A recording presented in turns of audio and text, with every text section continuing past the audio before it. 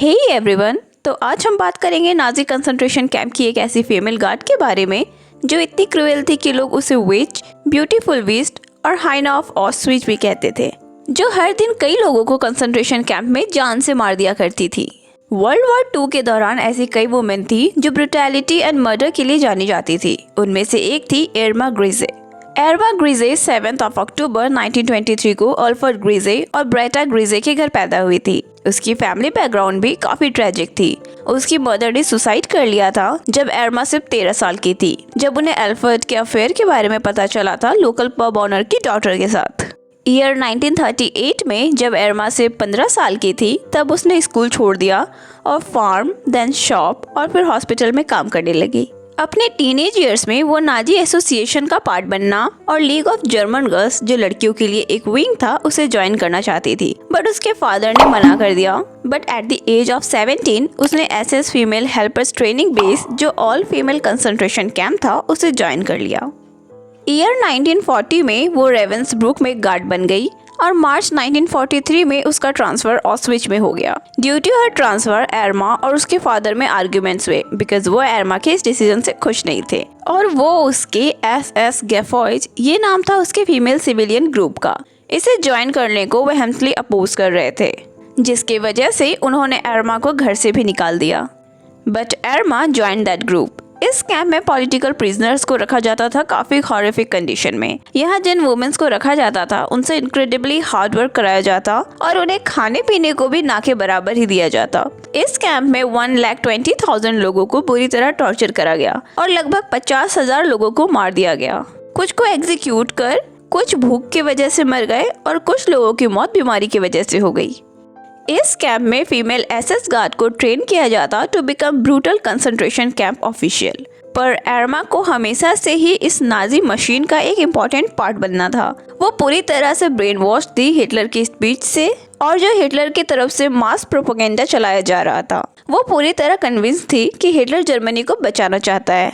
वो बिलीव करती थी कि फॉर्मर गवर्नमेंट करप्ट थी और जर्मनी के फाइनेंस को बर्बाद करा जा रहा था।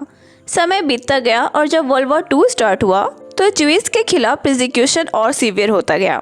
अराउंड जुलाई 1942 लोगों को हॉरिफिक कंडीशन में टॉर्चर किया जाने लगा और उन्हें ये गार्ड जान से भी मार दिया करते। ये इरमा ग्रीजे जैसे लोग थे जो लोगों के साथ सिर्फ 19 साल की एज में क्रूएलिटी करते।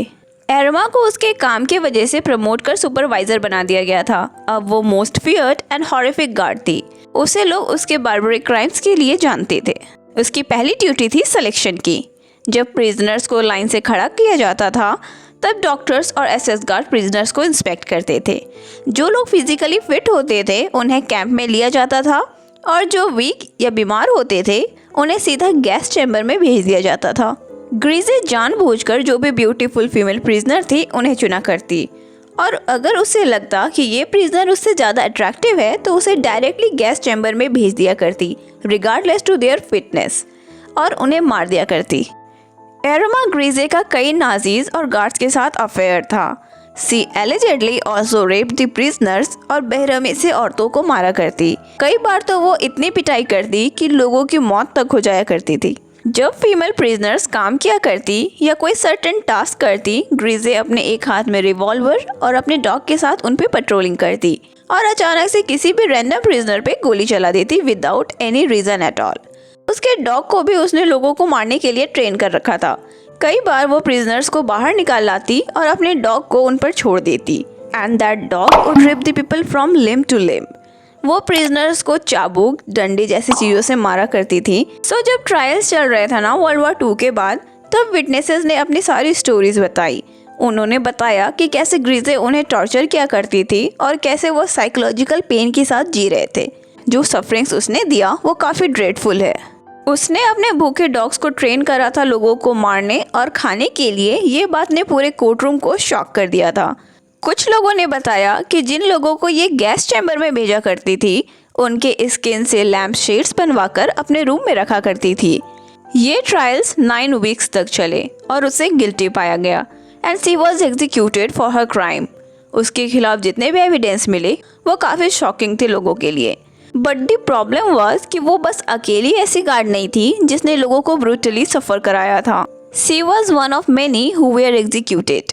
एरमा ग्रीजे को जब सजा हुई तब वो बस 22 साल की थी। उसे हैमलिन प्रिजन में ले जाया गया, जो फेमस ब्रिटिश एग्जीक्यूशन सेंटर था। देन 13 दिसंबर 1945 को उसे एग्जीक्यूशन के लिए ले जाया जा रहा था। तब वो स्माइल कर रही थी और उसे अपने किसी भी ब्रूटैलिटी के लिए कोई गिल्ट नहीं था। And then the chapter of her life was closed. So that was it for today's video. If you like this video, please like, share and click the subscribe button for more updates like this. And do let me know what are your take on it. Thanks for watching.